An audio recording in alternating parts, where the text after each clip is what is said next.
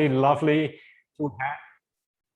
to have you introduce me with your son in the background. I always love to see a little bit into the environment that we are actually sitting. So this beats a virtual background by any measures.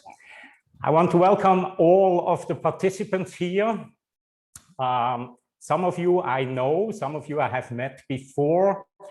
If you can, please turn on your camera. It just makes it a little bit more personal if we can see each other, if I can see you as well.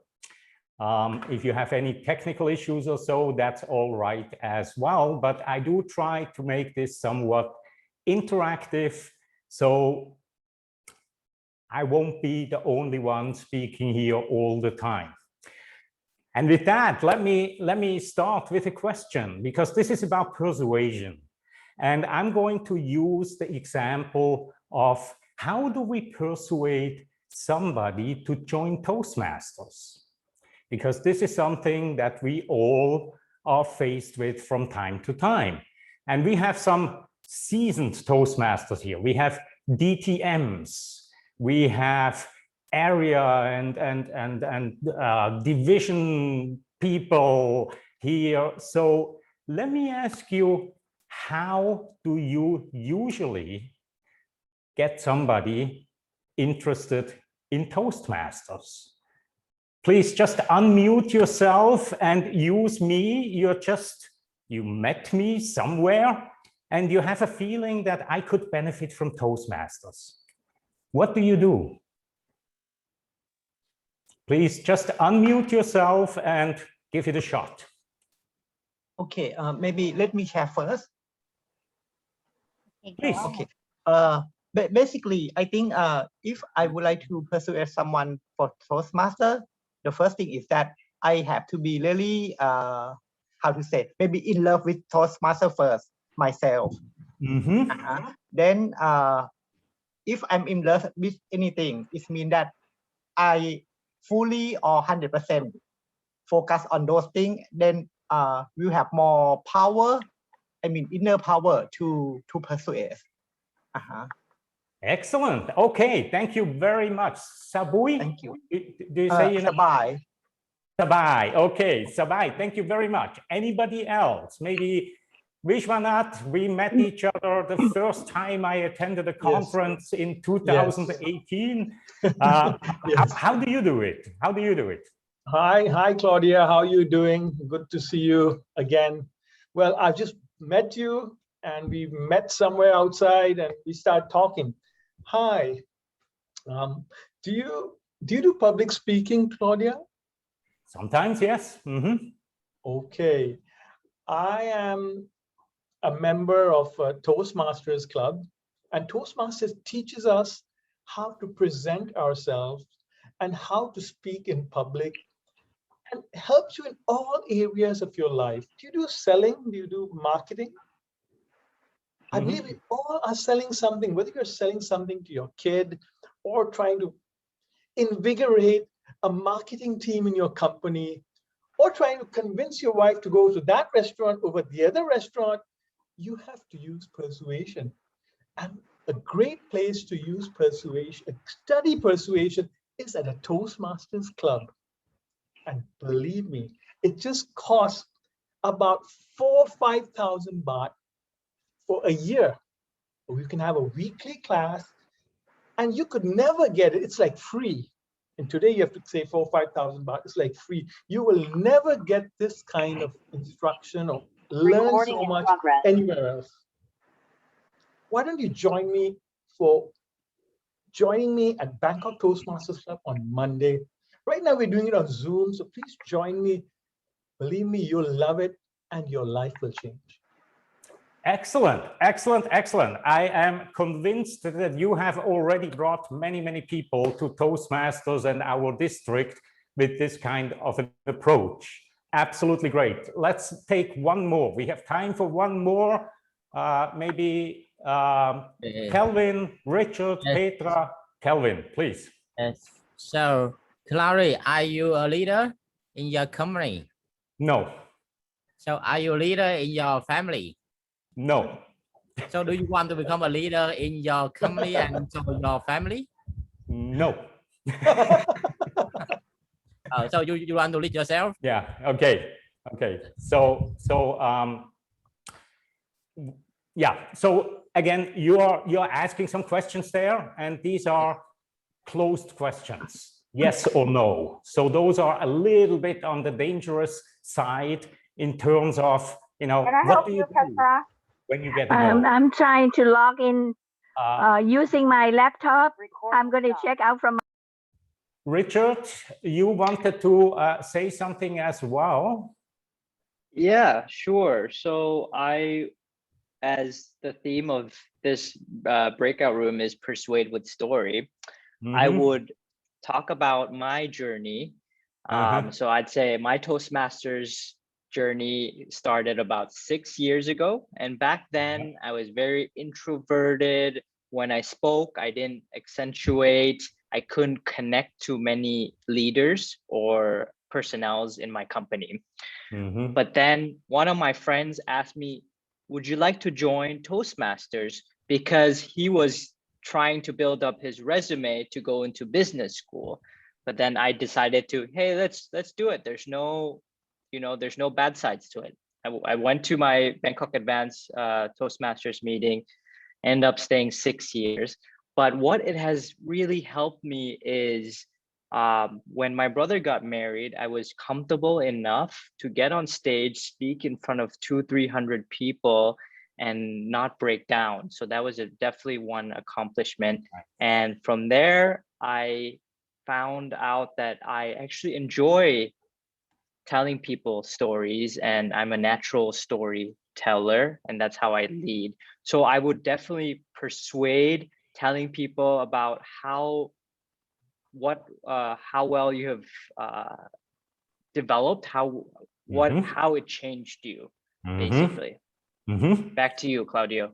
Great, great, great. Thank you very much. And I like that approach, the storytelling approach, which perfectly leads us to the stories themselves. So here are a couple of stories that we are all very familiar with. Jean, you must have just spotted your favorite story on this list here.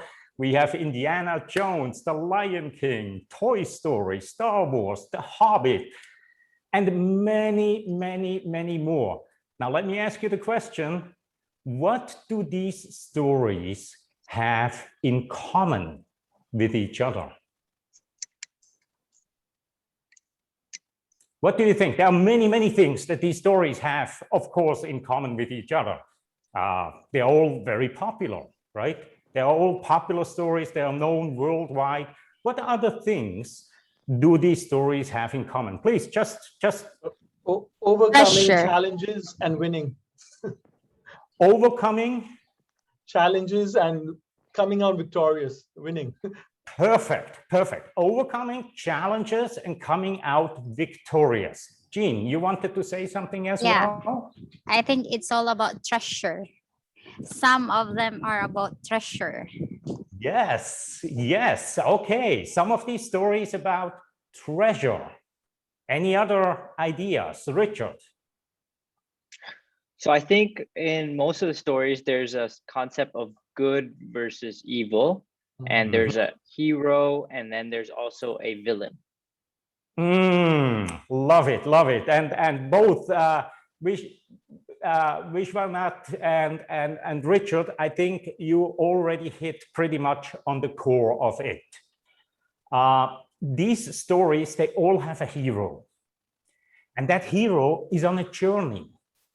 That hero is on a journey of transformation. And at the end, he's coming out as a better person, as an improved version of him or herself. All of these stories are actually based on something called the hero's journey. The hero's journey was not put together as a structure for stories, but rather it was discovered.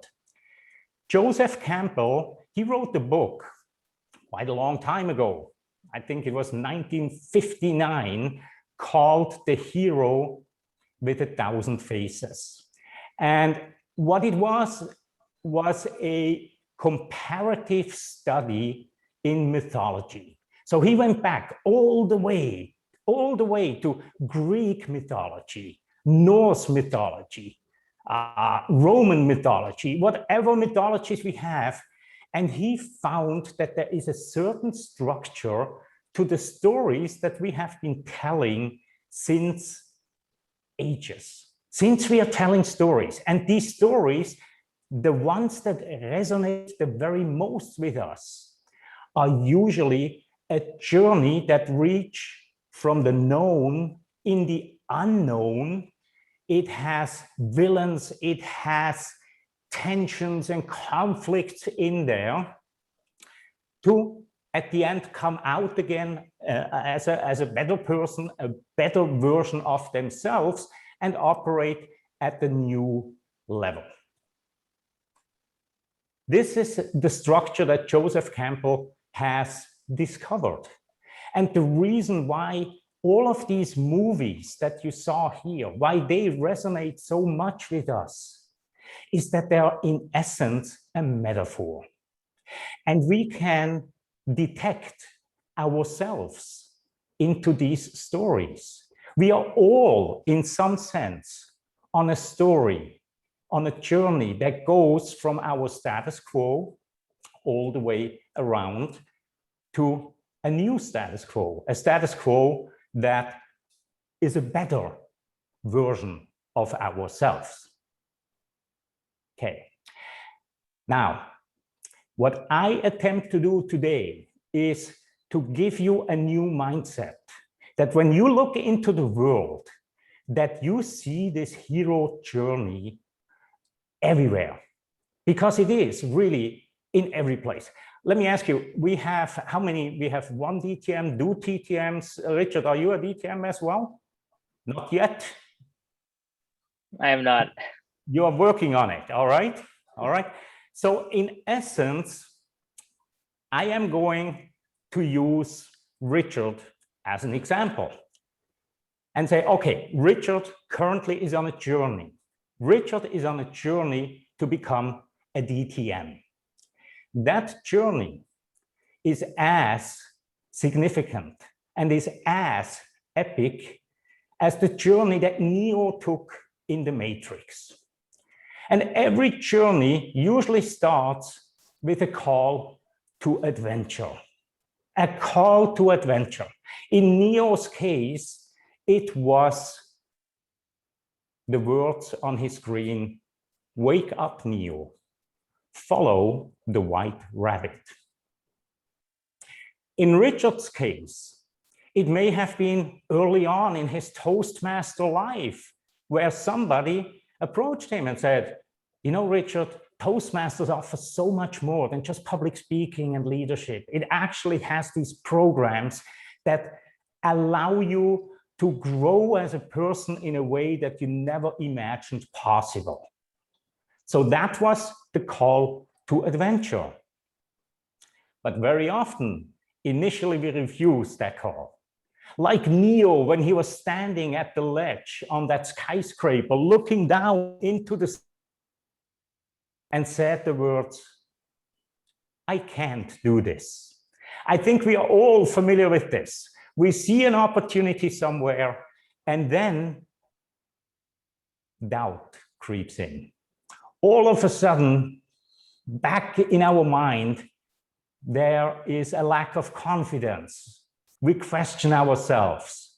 Now, luckily, there is always a moment where we are getting nudged in the right direction. In Neo's case, it was when he saw that white rabbit tattooed on the back of this woman. That was his nudge.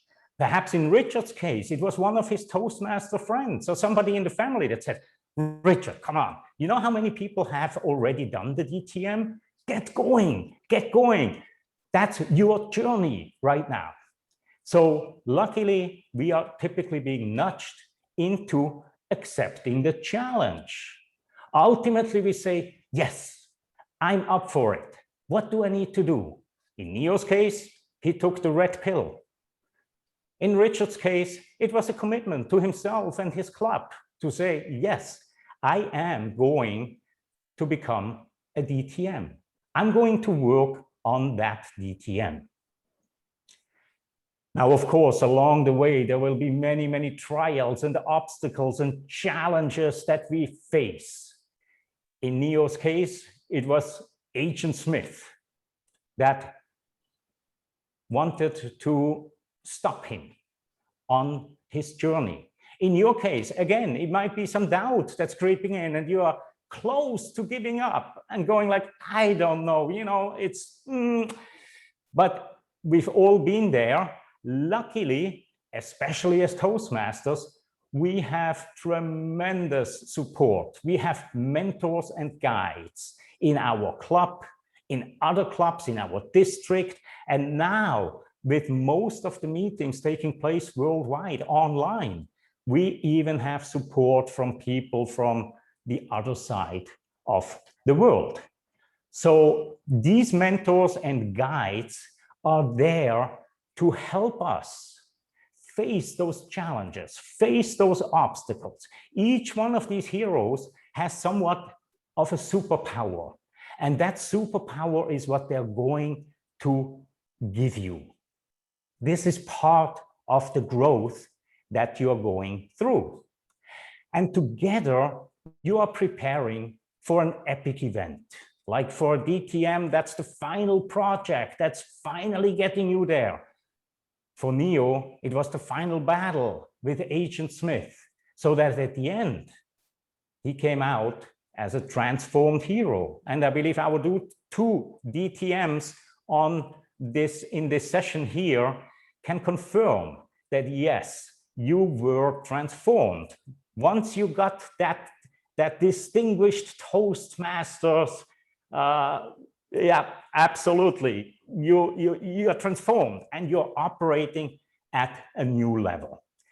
So I took this hero's journey, and just went through the first 7 steps or so. First 7 steps. But when you start to look into the world, into your own life, you start to realize that you are constantly on these small mini journeys. Some of them are mini, some of them are bigger, some of them are epic, like a DTM. That to me is an epic journey. Or going into the contest, that's another one, a huge epic journey. Now, the key when it comes to storytelling to Persuade is to fully understand that everybody is on these journeys. Everybody in your network, everybody you talk to is on at least 1, perhaps 2, 3, 4 or more mini journeys, heroes' journeys. And they are the hero then. So the shift that I would like you to make is to see yourself as a guide in other people's journeys. We often have the tendency to say, well, you know, I discovered Toastmasters, and now I'm going to introduce Toastmasters to my friends and to all of my network, and I'm going to be the hero in their life because I brought them to Toastmasters. That, my friends, is not the most effective approach. A much more effective approach is to look at yourself and your role as the guide. You are guiding somebody else on that journey. When you think about all these different journeys, right? So there are billions and billions and billions of journeys out there.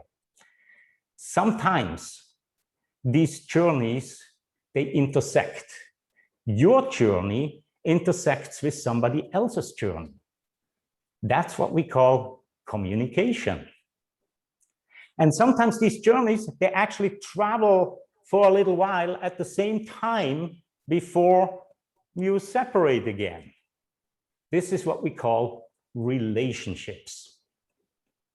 Okay, so when you're looking at this structure, you can take anything. Let's say Toastmasters, your normal life at Toastmasters. You're working on a specific pathway project. Each of these pathway projects is a little hero's journey in itself. The epic event is when you, well prepared, full of enthusiasm and vigor, stand in front of your club and you are giving that speech that you've prepared so well. And with that, you're reaching a new level. You're ending up again at the status quo, but now you are an improved version of yourself and you're ready to tackle the next journey. So this is in a very, very brief nutshell what the hero's journey is all about. And if you start to look into the world and you see that everybody is a hero and everybody can use some help to get over the obstacles, the trials and tribulations, the tension along the way, that's when you will start to approach sales and persuasion totally differently. Now, in order to do that, you need to know your audience. You need to know who is that hero. I call mine Bob. So I actually, in my mind, I'm creating a profile. I'm creating a profile like I would be writing the next Harry Potter story, right? And I say, okay, first of all, I need to define who exactly is my audience. Because the biggest mistake that we usually make is that we are saying, well, everybody can benefit from Toastmasters. And that is true. Everybody can benefit from Toastmasters. But that is a very broad statement or a broad category to find the right words that would really resonate with specific people inside of that group. If you're segmenting your market based on, well, everybody between 18 and 45 years old, female, white-collar job, and things like that. That's the standard traditional market segmentation based on demographics. But what I encourage you to do is go further, is to really define just one person. Because if you resonate with one person, you will resonate with others that are similar to that person as well. But if you're trying to resonate with everybody, you might end up speaking to nobody really deep down. You just won't resonate.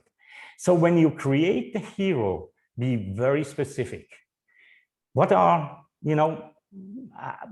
define that person. I call mine Bob. Bob works at Siam Commercial Bank in Pattaya. And he is confronted with a lot of foreigners all the time. Things like that. So be very specific and just create one person and describe their routines, their likes, their dislikes. Kind of like, again, if you would write the next Harry Potter, or if you would write Harry Potter, this is where you introduce the character. This is Harry. He is 11 years old. He lives with the Dursleys, which are his aunt and uncle. He lives under the cupboard, and then. So that is the first step, to really clearly in your mind define one person. And your language will change, because then you are talking specifically to that one person's beliefs, hopes, dreams, whatever you have. The next question that I ask is, what specifically is Bob's problem? Specifically, what is the nature of the problem? What is the nature of the problem Is it a physical problem? Is it an emotional problem? Financial, mental, spiritual? What exactly is the problem? And how does that problem manifest? Is it pain, insecurity, worry, discomfort, fear? Anything that can help you really get a good idea of what the problem is and how the problem is experienced on an emotional level. This is the key. How is the problem experienced on an emotional level? So these are the first two questions, and this leads me to the first quick exercise that I'm going to give you 3 minutes to do this exercise, and that is this. Very, very briefly, think about who is your Bob. Call him Somchai, call him Max, call him Susan, whatever it is. But clearly define your ideal person for Toastmasters. Who would benefit, that you know for sure benefits tremendously from Toastmasters. And then describe the problem that they have. I'm going to give you 3 minutes time. I'm going to leave this slide up on the screen. And at 3 minutes, I will call you back so that you can present your hero of the next Toastmasters story. Are you ready? Yes, okay. Time's running.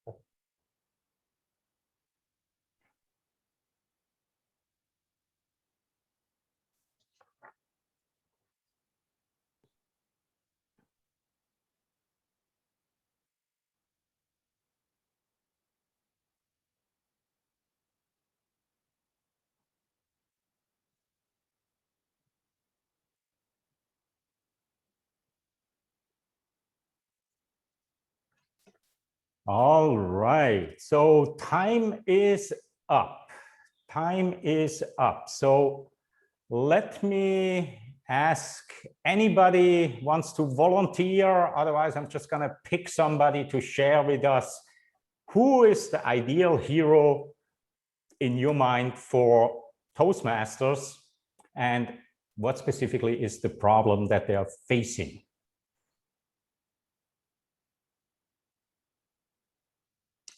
Okay, so I'm going to pick a volunteer. How about, well, Petra is still writing there. Would you be ready, Petra? All right, cool, thank you. Okay, thank you, Claudia. My hero is 30 years old, male. Could I have the screen back, please? Oh, yes, absolutely. No problem. There we go. I didn't take it out. Okay, so I don't see your face, but I can read it. Yeah. My Bob is suck. It doesn't mean he sucks, but suck in Thai means dignity. Yes. So okay. he's 30 years old. Demographic routines, like he's confined. Mm-hmm. He doesn't have freedom to move. Mm-hmm. His purpose in life right now is that he wants to do good. He wants to do good. And he wants to support his family. But his fear is his low self-esteem, and he's afraid not to be accepted back in society. Mm-hmm. But he had fairly good education. He does want to get a good job. Mm-hmm. So my hero is fearing the unacceptance of his future. So I would offer this guide of effective communication to him to prepare him and his cellmates. Yeah, Yep. to learn the art of persuasive communication and practice it in order to get his dream come true. Excellent. Thank you very much. And you already, like always, you're such an overachiever. You already went into the solution as well. Not just the problem, but this is great. This tells me you are already starting to think in the right direction. Who else? Who else? Very quickly. If not, yes, Richard, please. So Mary is a 32-year-old office worker at a Fortune 500 company in Bangkok. She has great ideas and she wants to contribute more to her company, but every time she goes out or speaks to her boss, she's very vulnerable and she freezes up and not being able to communicate her ideas and strategies for the company and take it forward. So I'll ask you to recommend what to do or to say to Mary.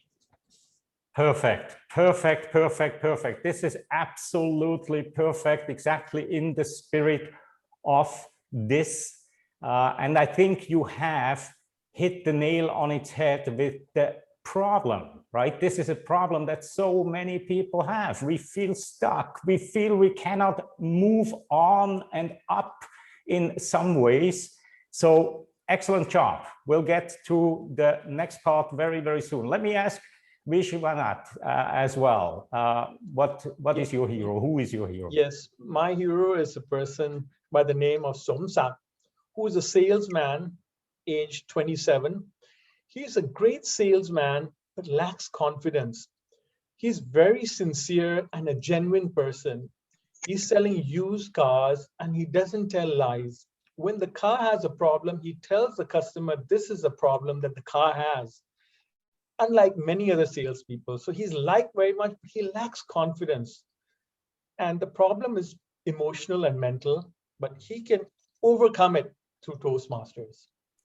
Beautiful. Thank you. Thank you very much. And you already see now that every one of us has a slightly different idea on who the ideal Toastmasters candidate is.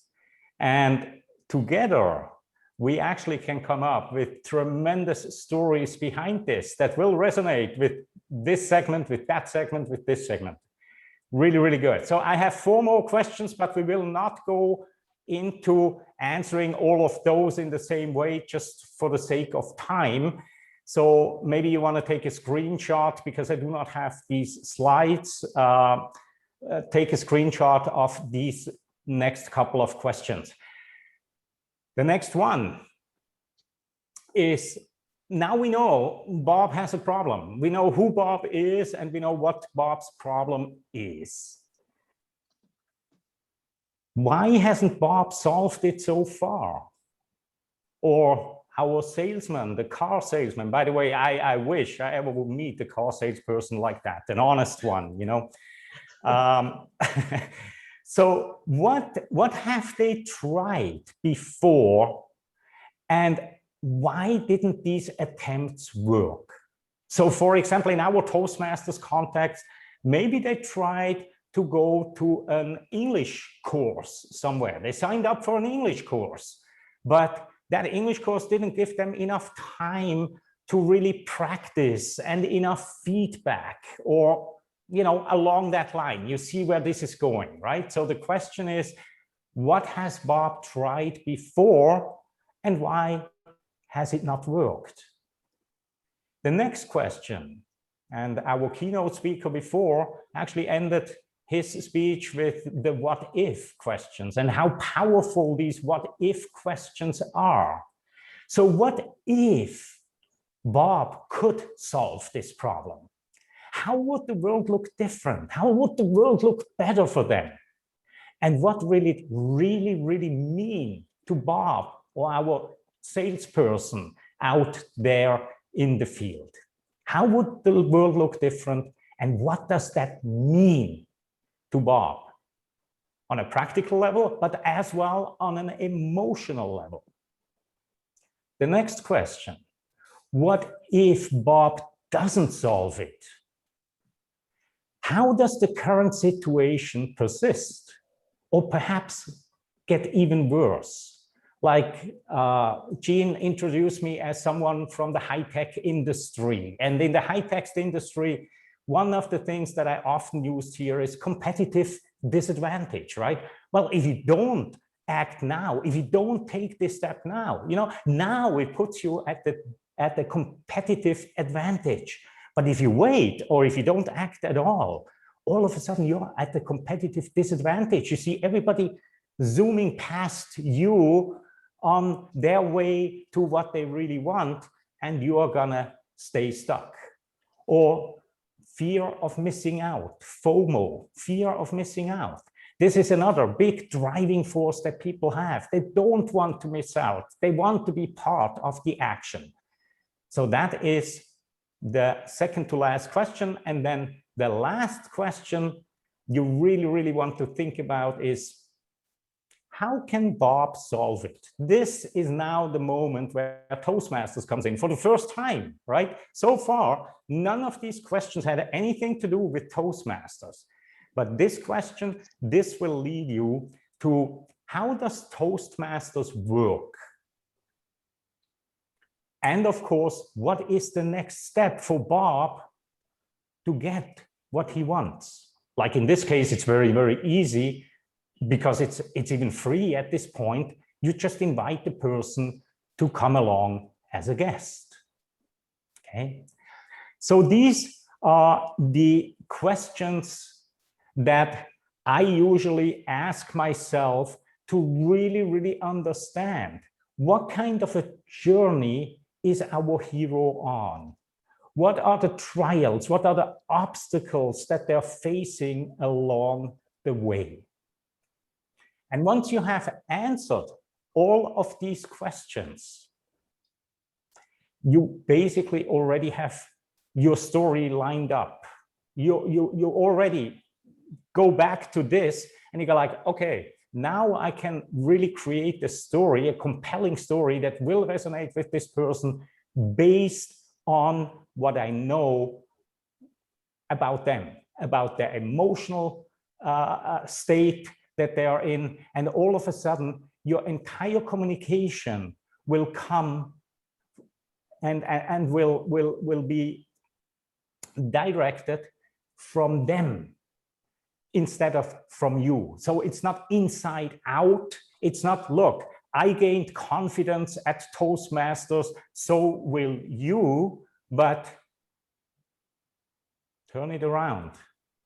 You will gain confidence. It doesn't matter why you joined, right? Because, for example, if I would use my criteria for joining Toastmasters, it probably wouldn't resonate with most people because I'm the typical expat that joined Toastmasters because I wanted to network with Thai people. As an expat, we so often live in this bubble somewhere, and we just, you know, communicate with other expats, but we are not fully integrated. Well, Toastmasters is a great place for expats to want to get a little bit closer and understand the culture of the country we have chosen to live in much better. So these are the questions. Now, the key is to phrase everything, all of your stories, in a way that tells them transformation is possible, and I have the formula for it. Every single story, because I see this a lot. Nowadays, storytelling is a big, hot topic. Big, hot topic. And so people are starting to tell stories in their presentations just for the sake of telling stories. Give it a purpose, and that purpose must be transformation is possible, and I have the recipe, I have the formula, I have the solution for you. And if you take stories like that, you tell stories about other people, how they started to grow, how they overcame the obstacles and the challenges on their journey, you will resonate much more. But in order to truly resonate, there is one more thing I want to share with you, and that is that your entire communication needs to tell them what it means to them. You've probably heard this, what's in it for me kind of thing, right? Where you need to tell them what's in it for them. What does it mean to them? For example, and if you've seen me before, you've seen me using this example of the iPod. When Steve Jobs introduced the iPod, he could have done it this way. He could have said, it's a new portable music player that weighs only 6.5 ounces, is the size of a sardine can, has 5 gigabytes of storage, a long battery life, and lightning fast transfer speed. But with that, Steve Jobs would have told people what the device is. He wouldn't have told them what it means to them in their lives. So what did he do? Does anybody know the words that he used to position the iPod? And he basically just stood in front of the audience, held the iPod up, and this is original, the original one. It's 20 years old, and I still have it in my drawer. What did he use? Well, he simply stood in front of the audience and said, the iPod, 1,000 songs in your pocket.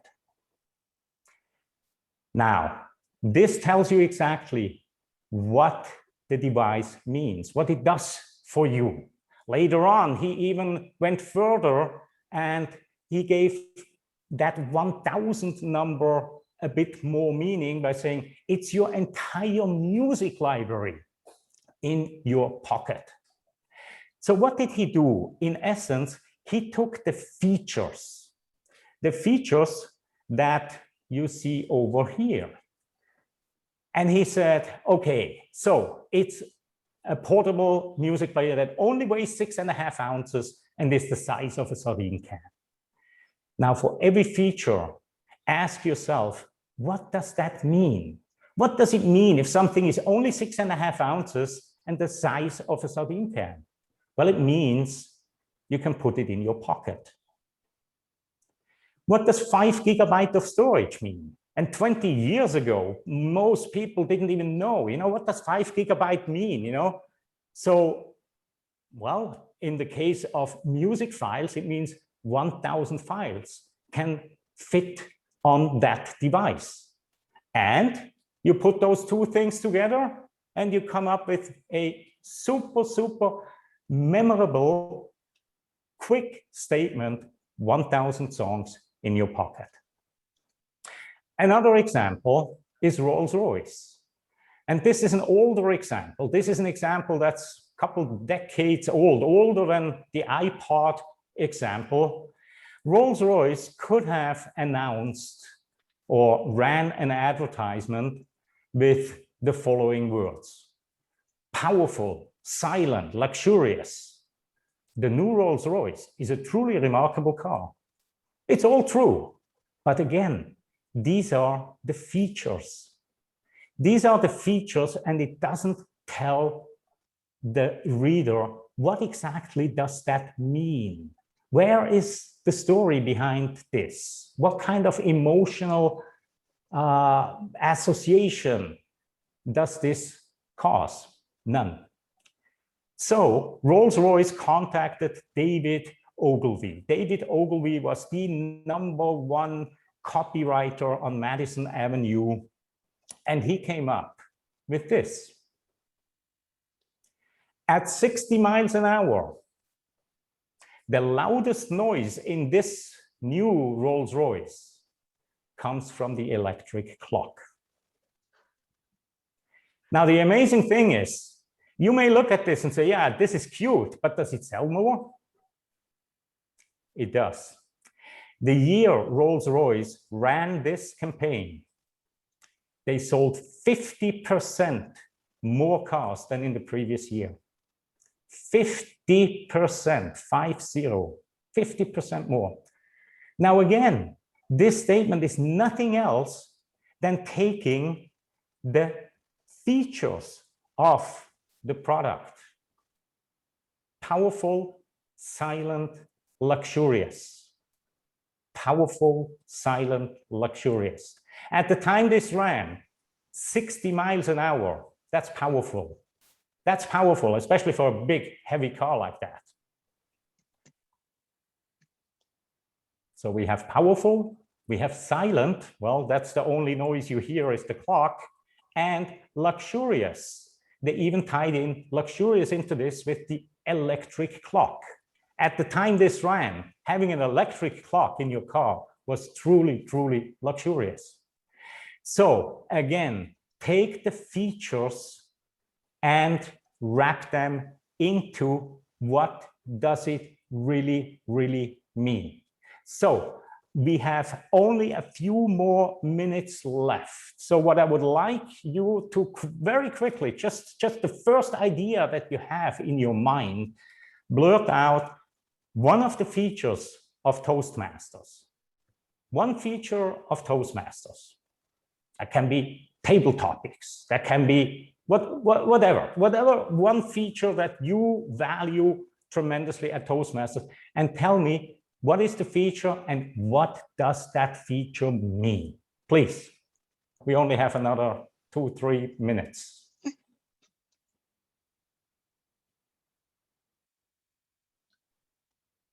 For me, it's table topics. Okay, and what does it mean? Table topics means a lot because I feel that it gives you more than a prepared speech. Prepared speech, you prepared yourself, you're going on. Table topics, you don't know what the question is. It's more like real life. Every day you're going to face that kind of situation, and you have to think on your feet and prepare a short speech, because table topics is a short speech. And if you can make it fun, inspiring, have a call to action, it could inspire someone and change someone's life. Yep. Okay, but these are still all pretty much features, with the exception of the very last statement you made, change someone's life, right? So I would say how. How does somebody's life get changed? Why does it change somebody's life? Because you come out of your comfort zone, somewhere where you haven't been before, and that makes change, and you could apply that into other areas of your life, and make the world a better place. Coming out of your comfort zone, gaining the confidence, and never be rattled by any question that comes your way, right? So that's the kind of thinking that I'm encouraging you to take on. So to summarize, we are in essence, we are all on journeys.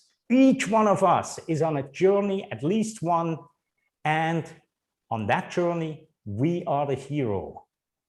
And you are the guide. You are the guide that helps me to transform.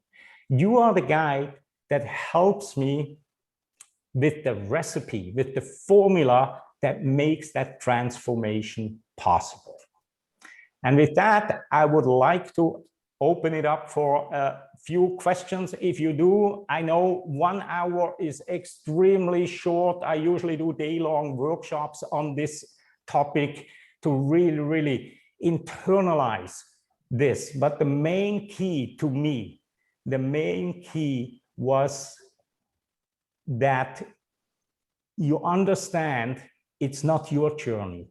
You are not the hero, it's their journey, and you are the guide. Please, any questions?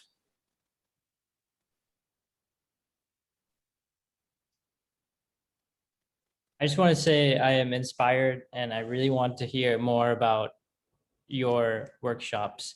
My question is, if you don't have enough information about that person, should you first get to know that person and then frame the journey for them? Of course, absolutely. To me, the key are the questions, especially in a one-on-one setting, right? There is no presentation that you're gonna give in a one-on-one setting. Now, if you're invited somewhere to be a keynote speaker or to go to a Rotary Club and introduce Toastmasters in a presentation, then you just have to take your best guess in terms of, you know, who is Bob in that audience there. But in a normal one-on-one kind of situation, it's the questions. When I do sales workshops, I very often do the oldest opener in sales trainings, which is sell me this pen. You might have seen The Wolf of Wall Street, sell me this pen, right? But I don't do it with a pen, I do it with a mobile phone. I basically say to people, sell me your mobile phone. And people immediately start rattling off all the features of their mobile phone. Well, this has like 256 gigabytes of memory and blah, blah, blah, blah. And they're absolutely losing me. Not one person in any of my workshops, and I have done this with hundreds of people, not one person ever asked me, what should that phone do for you? Which is amazing to me, right? So if you tell somebody, sell this product, they go out into sales mode and they forget the questions. But the questions is really where it's all at. Because if I would tell you that, well, you know, I actually need a doorstop. My door is slamming all the time. You know, I don't want to get a phone that's 30,000 baht. I want one for 500 baht because that one keeps the door or window open perfectly. But nobody ever asked me this question. So yes, absolutely, Richard. It's the questions where it's at. All right, and that gets us to the end of this session. I want to thank you very, very much for choosing this session here. And I might do just an impromptu workshop one of these days. Again, I will advertise it on the line group. I did this a couple of weeks ago for just people that were interested. And I was actually amazed how many people came, joined, and wanted to learn a little bit more. So keep an eye on that line group, and I hope our paths will cross again very, very soon. And with that, I wish you a wonderful rest of the conference. It's going to be an extremely exciting afternoon with all of the contests, and in the meantime, enjoy your lunch. See you. Bye-bye. Thank you so much to our speaker. Thank you very much. Thank you. Thank you. Thank you. Okay, so how do we just leave the room now, and Yes. we are going to be back in the Main okay. room. Okay, please leave the room. Don't leave the meeting, because if you leave the meeting, definitely you will be out the entire meeting. Okay. So please leave the room and go back to the main room. Thank you so See you there. much. Thank you again for a wonderful job, Jean. Thank you. Thank you. See Thank you. See ya. Thank you, everyone. Thank you, Claudia. Thank you, Petra. Thank you. See you. Bye.